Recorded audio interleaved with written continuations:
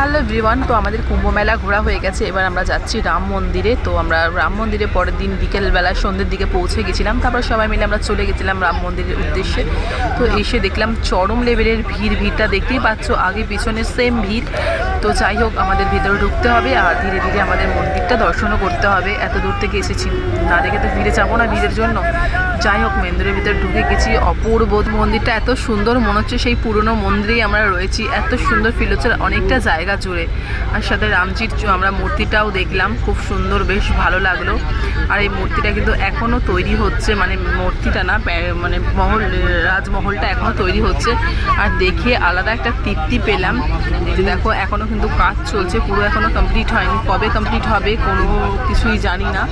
যাই হোক, ব্লগটা, আর ওখানে গিয়ে বেশ কিছু রামজির মূর্তি কিনেছি, অনেক রকমের ছবি মূর্তি কেনা হয়েছে। আর এই হনুমানজির 5 মুখ মূর্তিটা কিনেছি। ব্লগটা এটুকুই, টাটা।